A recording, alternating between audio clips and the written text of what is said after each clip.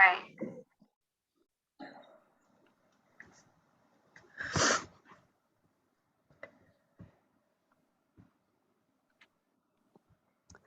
Good afternoon, everybody. Hello, my name is Annie Smitis. I am the Voices for Healthy Kids instructional designer, and we're so excited to have you here today to review our advocacy training series of Sugary Drinks Messaging Deep Dive. We've got Tara Hall and Claudia Goitia with us today, and I'll turn the presentation over to them after I cover a few housekeeping things. First of all, the meeting will be recorded, and we'll be emailing the slides out to those of you who are participating today. We're taking questions in the chat, and we'll have some time later. If you want to come off mute, raise your hand, or you can message me privately if you have a question for our two presenters.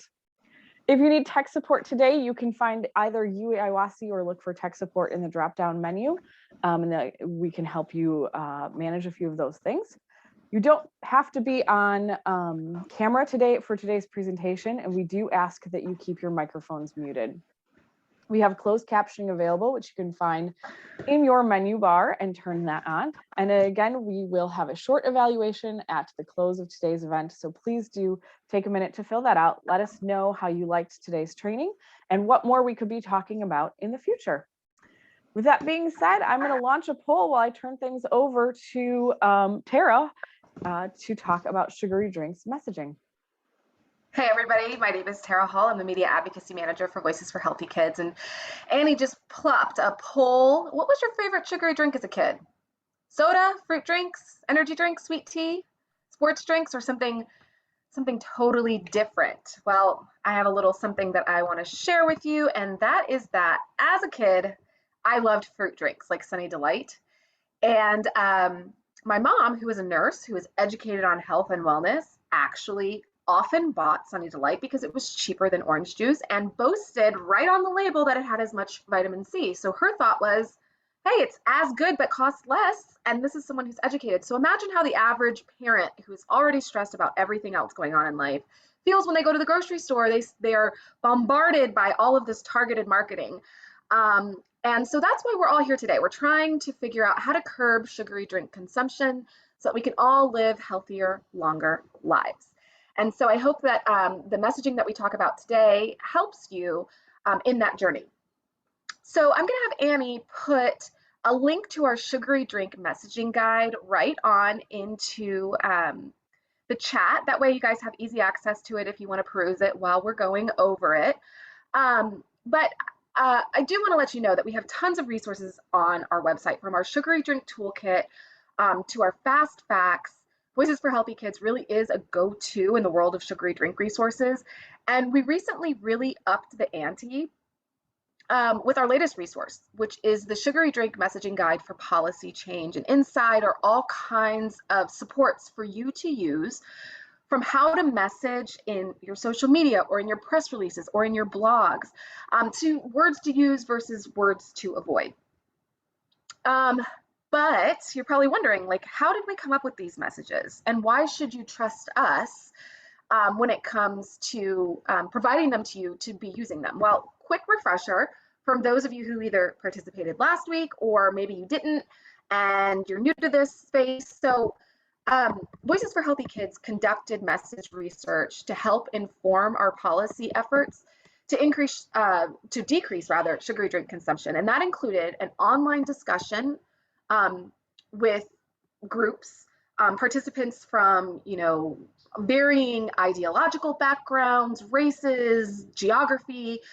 So we talked to conservative men, we talked to non-college educated moms in the Northeast and in the Midwest. We talked to African-American moms and Latina moms. And then we also had what we called our grandparent mix, and that included African-Americans and Latinos from an older subset of folks.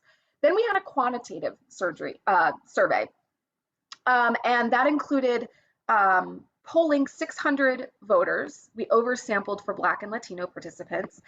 And then we also tested values awareness on sugary drinks. How much did they know about it? And then drove into some of the messages that we're going to discuss today to see how did people respond to those messages so we could figure out which messages were the ones we wanted to put in the guide.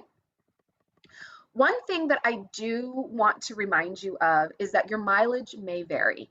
You know your market better than we do. So think of this as a general umbrella, but maybe in your market you say sugary beverages instead of sugary drinks. Or you say we just had, like, for example, a campaign in Alaska, and we talk a lot about fruit drinks and sweet tea. Well, the big thing in Alaska is actually powdered drinks like Tang.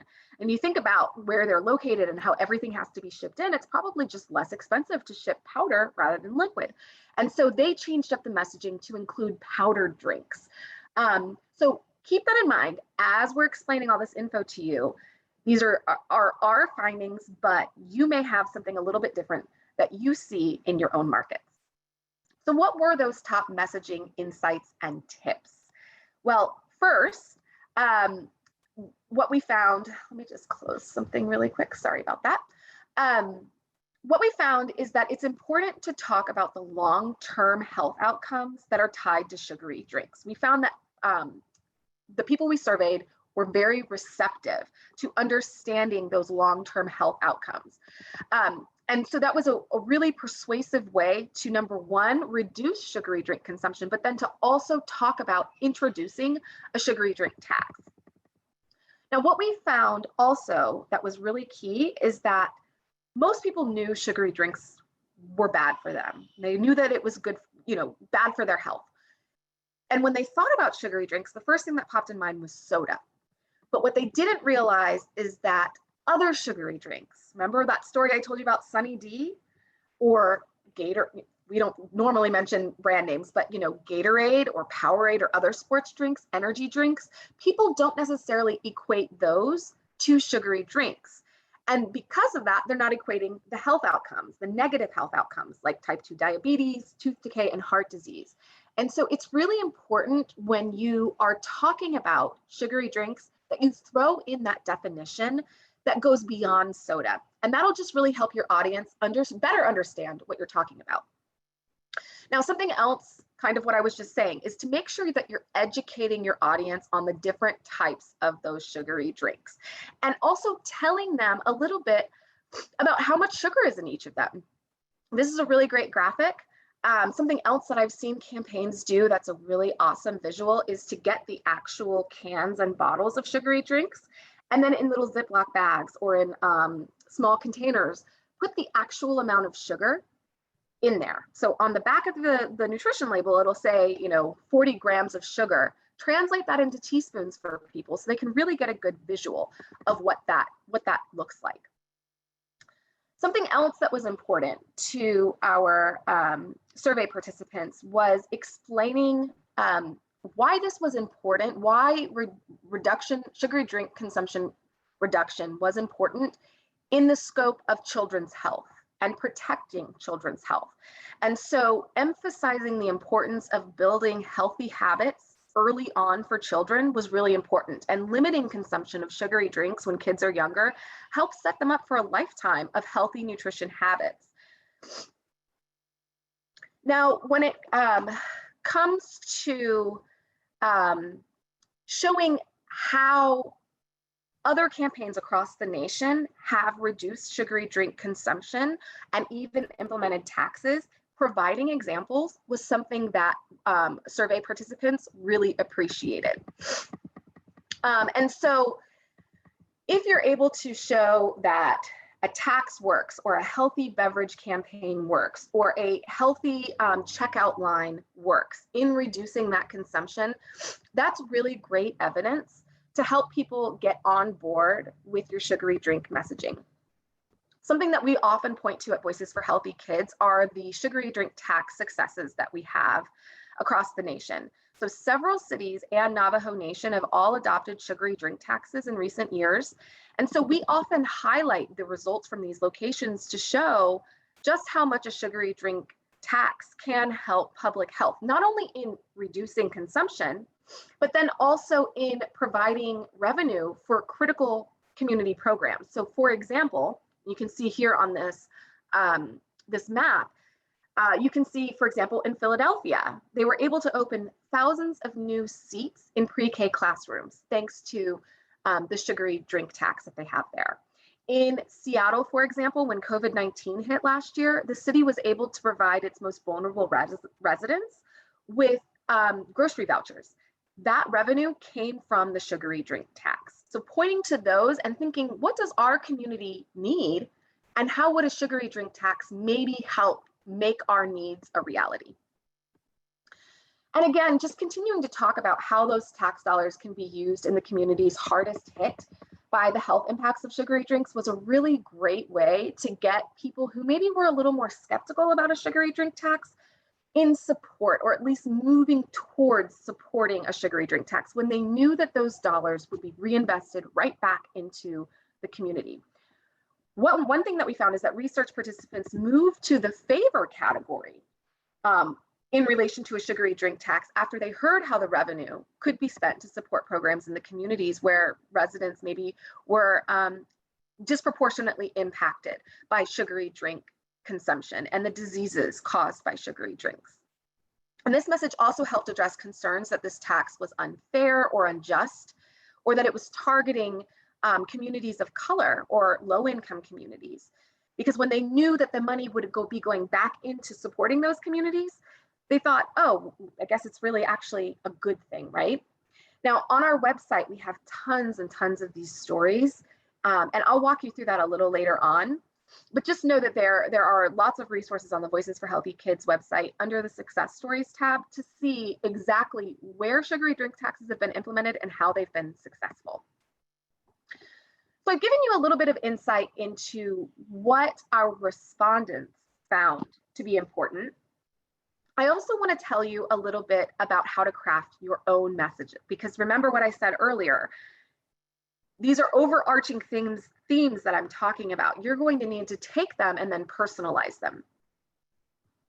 And so a good place to start, when you start getting ready to craft that message. So you'll want to start with an aspirational message and then tie it into health impacts. Then you're going to create supporting messages based on your specific audience. Are you talking to lawmakers or parents? Then lastly, you can give examples of what's worked in other communities, maybe even communities similar to your own. So here's what that message might actually sound like. Every child deserves to grow up healthy, which means promoting healthy drinks like water and plain milk, but that's not always the case. On average, kids drink more than 30 gallons of sugary drinks per year. That's enough to fill a bathtub. And that can be super dangerous. Consuming sugary drinks sets children up for a lifetime of health challenges that can include type 2 diabetes, tooth decay, and heart disease. But we can reduce consumption by incentivizing parents and caregivers to choose healthier options for their kids. One way to do that is with a sugary drink tax, which places an excise tax, one you see on the shelf rather than at the register, on sugary drinks like sweetened teas and coffees, fruit drinks, and soda. The goal is for healthier drinks to be more appealing because they cost less, and then in return, price-conscious parents reach for healthy drinks instead of sugary drinks, which then normalizes having water or milk with meals instead of sweet tea or soda. Now, if parents and caregivers still choose to buy their kids that sugary drink, then they'll pay the excise tax. And that revenue raised from the tax puts resources right back into the communities hardest hit by sugary drink-related diseases. Funds could be used to address needs of the community identified by the community. For example, in Philly, they used the tax to expand their pre-K program so more kids could have access to quality education early on, and so their parents could work or further their own educations. And then in Seattle, that revenue came in handy when COVID-19 ravaged working families. The city was able to put hundreds of dollars in grocery vouchers into the hands of people who needed them most, individuals and families, children, and seniors. So you kind of see how I took all of those overarching themes that I talked about and put them into one message. And you can tailor that and tweak it as you need. So maybe that message I gave you wasn't one that you would use, and that is totally okay. Inside the guide, we provide you with multiple aspirational messages that you could be able to use. So one is the accessibility.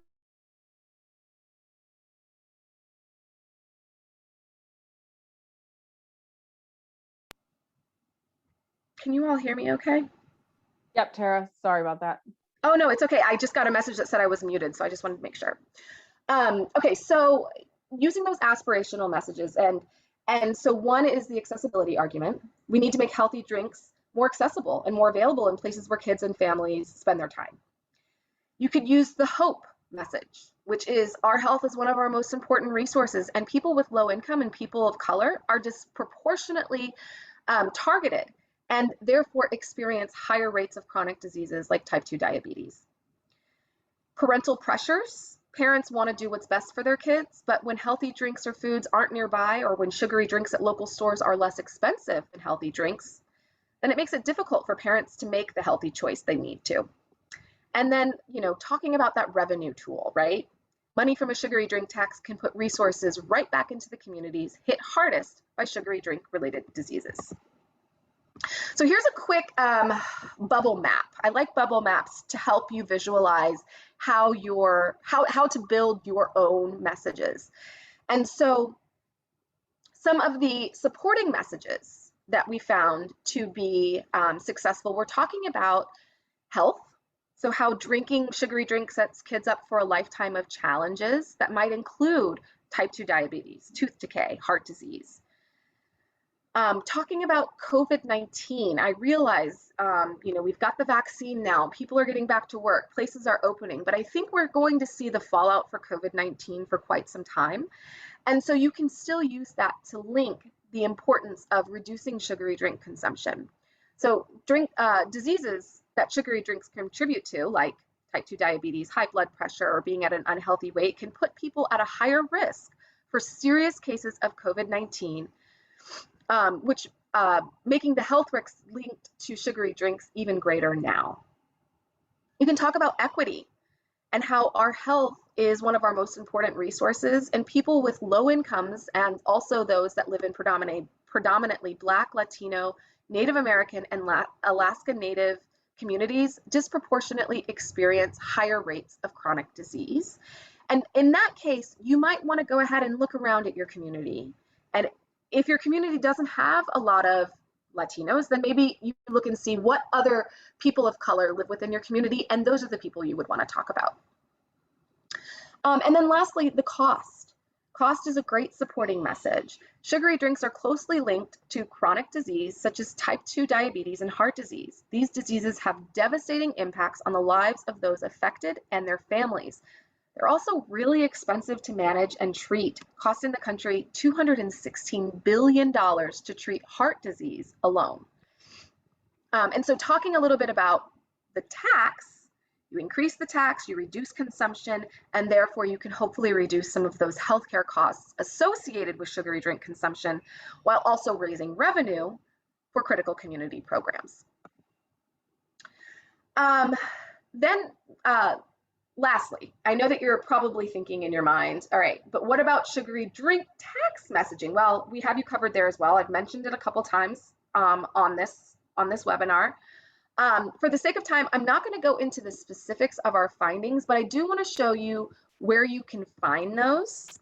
So let me just go ahead and quickly share my screen with you, because I want to show you our website. That way you can kind of get an idea of where you can find all of these really cool resources. So Annie, can you tell me, can you guys see a website with a little girl eating an orange? You're good, Tara. Cool. All right. So to find this messaging guide, you want to go to voicesforhealthykids.org. And then over here, campaign resources. Go to our campaign toolkits.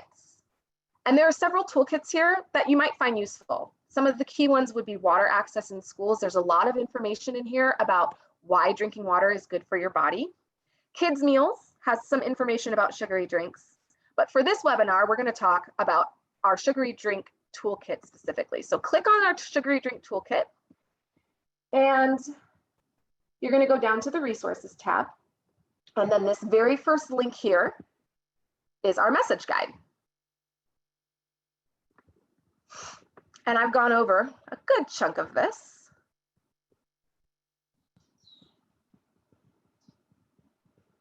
So sugary drink taxes starts here.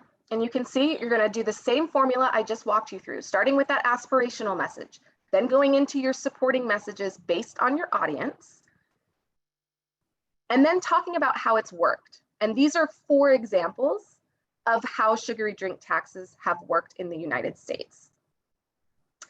Lastly, is this really helpful tool on words to use versus words to avoid? Now you'll notice I've mentioned sugary drinks and not sugar sweetened beverages or SSBs. Now, if your community uses those exact phrases and that's what you use just in casual language if you're talking to a neighbor or a friend, then feel free to use sugary beverages. Our message testing has shown us that sugary drinks is much more palatable for people. You also want to make sure that you explain it. Remember what I said? A lot of people don't think of Sunny D or Gatorade as a sports drink. So you can quickly just define it. Sports drinks like, and then list the ones that people drink in your community. We talk a lot about helping children grow up at a healthy weight. We found that people, when you talk about obesity, they view that as an individual problem. But when you talk about healthy communities and healthy weights, they view that as a community problem and as a community solution. And let's see, let's just do one more. Improving the health of our communities, rather encouraging that individual change. Again, it's just making sure that you're using that community-focused language. That's what people are most receptive to. I'm going to put my information as well as my cell phone number into the chat in case, as you're perusing this later down the line, you have questions. But for now, I'm going to turn it over to Claudia, our policy engagement manager, and she's going to walk you through some real life examples of campaigns that have used some of this messaging. Thank you, Tara. Hi, everybody. Welcome. Let me go ahead and get ready to share my screen with you. Get my slides going.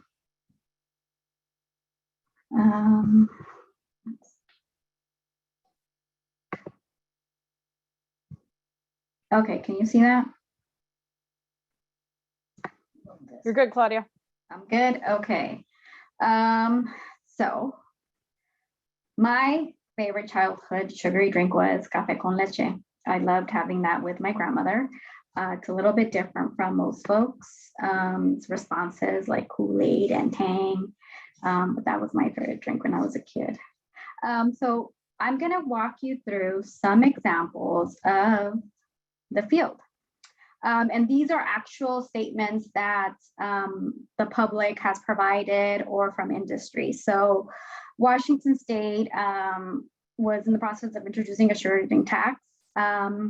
And we had Heidi, she was the president of the Washington Beverage Association, and her statement was, this discriminatory tax will disproportionately affect the grocery bill of lower income households and struggling restaurant industry. Costs will double and put people out of jobs. And in thinking of like, what message would I respond with? This is the one that I picked, that I would, automatically go to, is talking about equity. Our health is our most important resource, because that bounces back on the importance of our personal well-being being of value. That's the wealth in there. People with low incomes and Black, Latino, Native American, masculine communities disproportionately experience higher rates of chronic diseases like type 2 diabetes and heart disease, which are associated with sugary drinks compared to white people. Health and wellness supports individuals and community resiliency.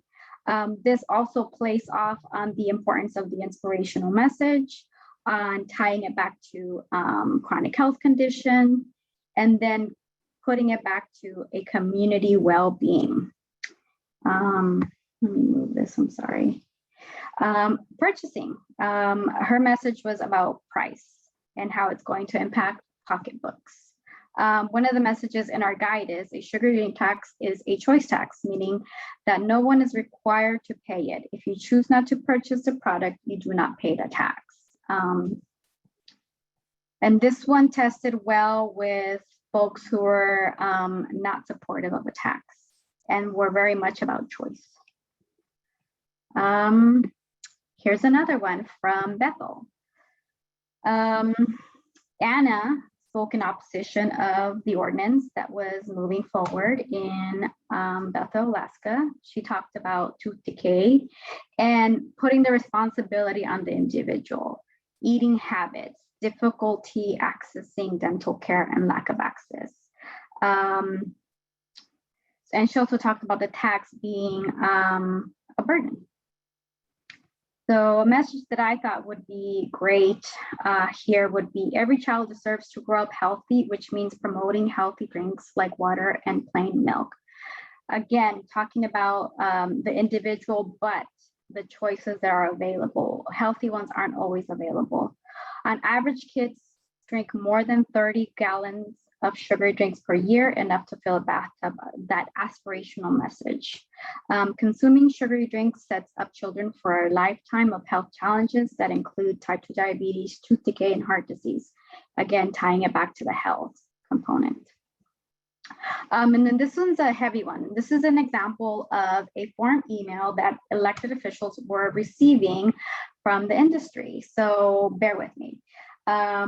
So this is to a DC elected official. I'm here today to ask the council to oppose the proposed beverage tax.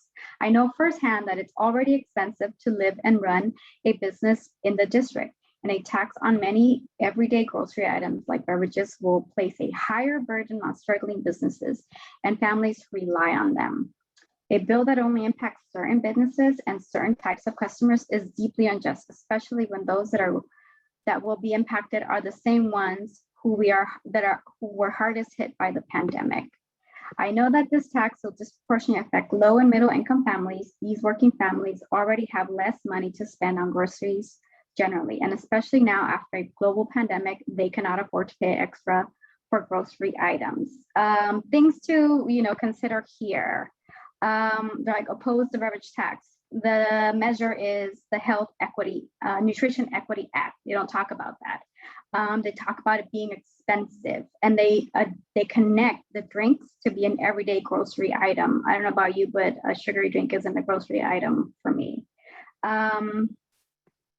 And then the other thing they talk about is impacting the people that you're trying to create a healthier space for.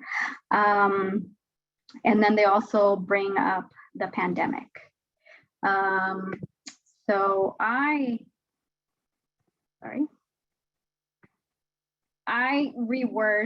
reworded this to, I'm here today to ask the council to support the proposed Nutrition Equity Act. Talk about the bill, the specific name, and the intended goal of that policy.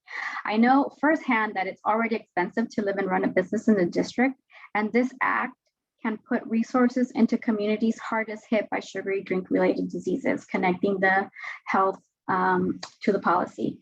Funds could be used to address what's important to the community, like reducing health disparities, increasing access to healthy foods, and fund health education efforts in the community as outlined in Nutrition Equity Act. Again, talking about how that revenue could serve the public good. I know that our health is one of our most important resources. Health and wellness support individual and community resiliency. Working families, people with low income, and people of color disproportionately experience higher rates of chronic diseases like type 2 diabetes and heart disease, which are associated with sugary drinks. And they need you to support the Nutrition Equity Act, especially after a global pandemic, when we know that people with chronic health conditions are at a higher risk of serious cases of COVID-19, making the health risk linked to sugary drinks even greater now.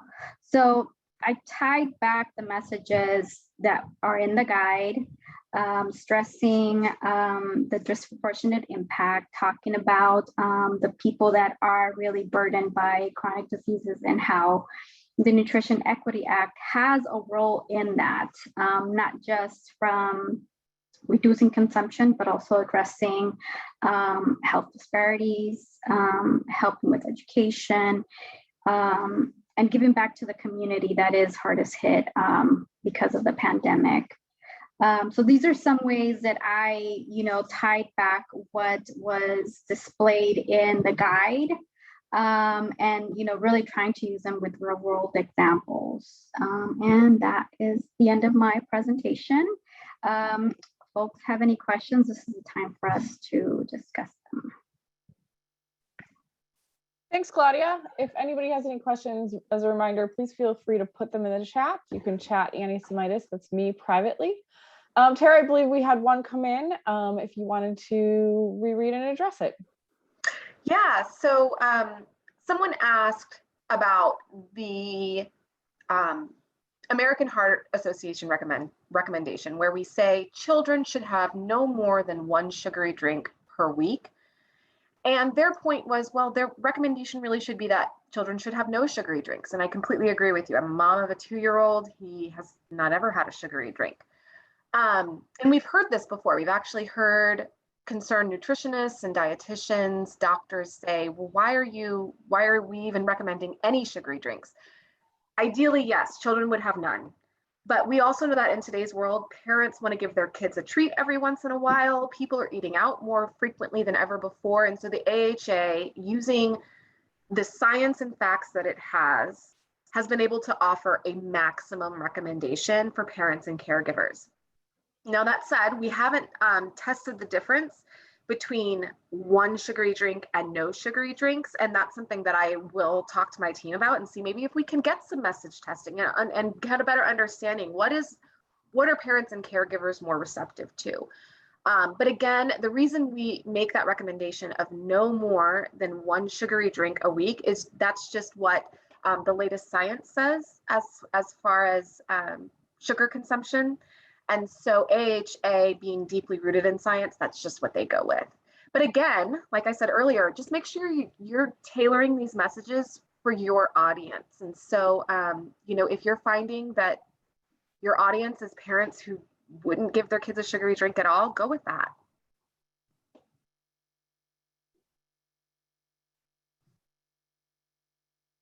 Do we have any other questions, Annie? It looks like there's another one that just came into the chat, Claudia and Tara. Do we ever hear from those who would say refined sugar is better than a high fructose corn syrup? And therefore drinks that use refined sugar should not be taxed the same way as drinks with high fructose corn syrup.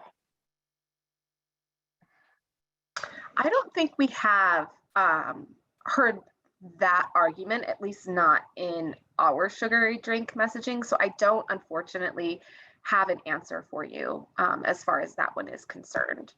Claudia, have you ever heard anything out in the field? No, I think what we've encountered is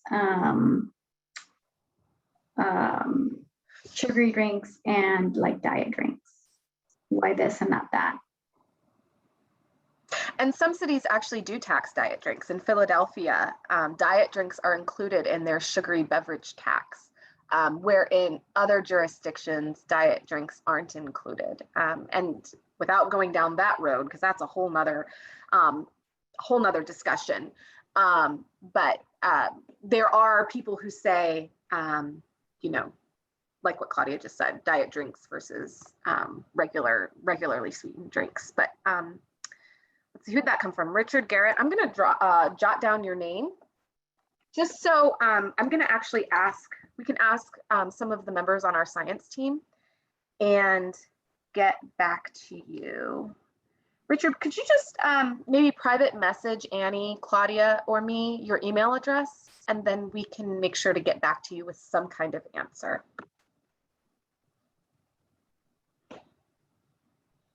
Any other questions for our panelists today and presenters?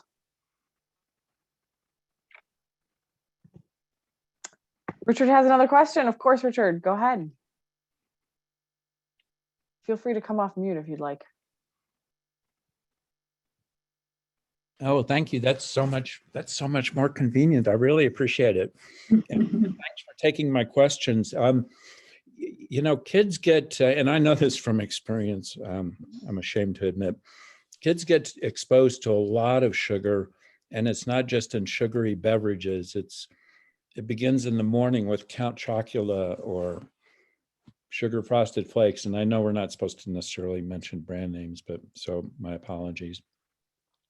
And then there's the glass of orange juice, and then the mid-morning snack at school with the juicy box and that sort of thing. So I'm just wondering about the additive and cumulative impacts of sugar too, that that aren't necessarily addressed with the tax or our emphasis on sugary drinks, but definitely impact kids' health in some really adverse ways, I think.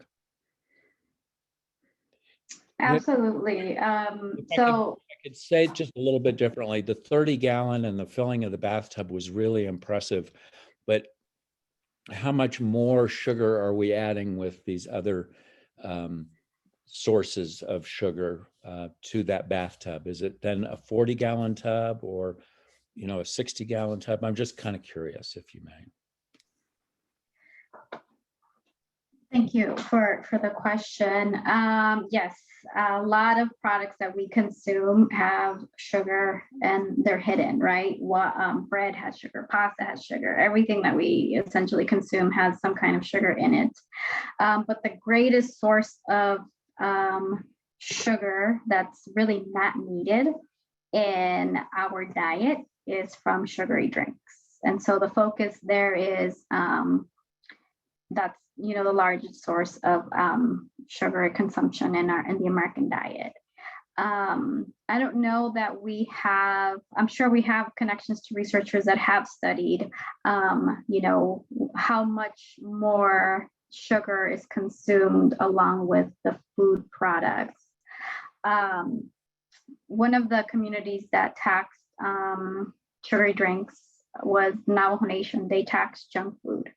And they also incentivize, so we're going to tax your junk food, but we're also going to make it less expensive if you buy fruits and vegetables and water.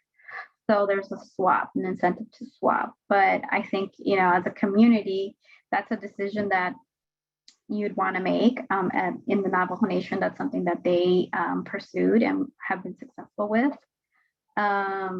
But that's a really good point to make. Hey, this is Shelley Hogan, and I have worked on sugary drink taxes in the past in different communities around the country. And some of the questions that I've heard that just kind of came up around refined sugar versus high fructose corn syrup, we heard a lot about that in some of our early focus groups that we did, and people talking about, oh, well, I drink soda with cane sugar as opposed to high fructose corn syrup, so it's better for you. We were really able to address that just by talking about added sugars as a whole. And, scientifically, one type of added sugar isn't better for heart health than another type of added sugar. So, really refining for people what that means with an added sugar versus a naturally occurring sugar. So when we talk about sugary drinks, that definition includes anything with an added sweetener. So whether that's honey or agave or cane sugar or corn syrup, whatever that is, when we talk about sugary drinks, it's anything that has any kind of sweetener, caloric sweetener added to it. We also heard a lot of messages around what happens with artificial sweeteners or non-nutritive sweeteners versus caloric sweeteners.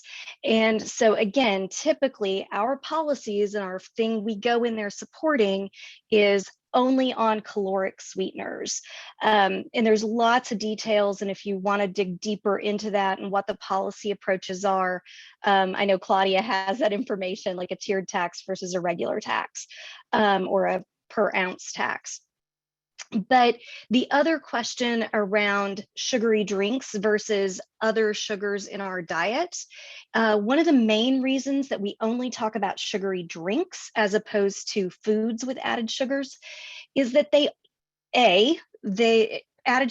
sugary drinks are the single largest source of added sugars in our diets.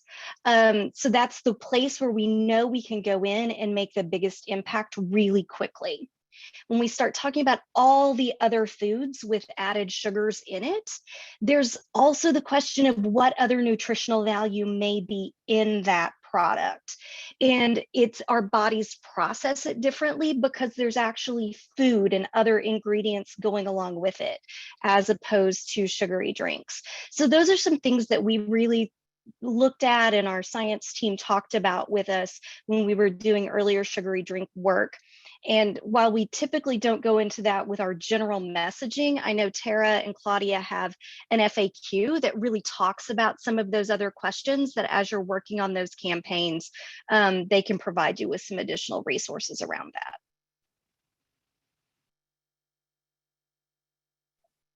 Thanks a ton, Shelley, for jumping in on that. Tara, I believe there was one question in the chat about translation. Did you want to tackle that? Yeah, so the Health Equity Guide and the Sugary Drink Messaging Guide we realize that there is a demand for those in Spanish, especially because we're starting to work with Puerto Rico more. And I believe our partnerships team is working with organizations around the world. And so naturally, it's good to have those guides in other languages. And so I know that our translators will be working on those. It'll just take a little bit of time, but I would ask, let's see, who asked that question? Whoever asked, Marcel. Marcel, if you could just ping me privately with your information, that way I can keep you up to date on when those guides are ready and provide you with a timeline. That would be really helpful. But just as soon as we have those, we'll be sure to send emails and make sure all of you know about them, so that way you can share them with Spanish speakers.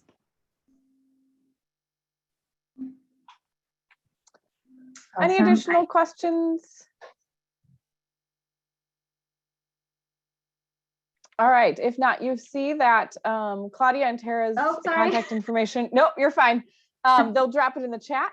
We also ask that you take a couple of minutes to fill out a very, very brief survey on today's presentation and give us any ideas on things you'd like to know in the future. We will continue to have this advocacy webinar series for the remainder of the calendar year, and topics that you all come up with are the ones that we like to address the most. We appreciate your time today and being with us. And thanks, Tara and Claudia, for the great information. Goodbye, everybody. Bye.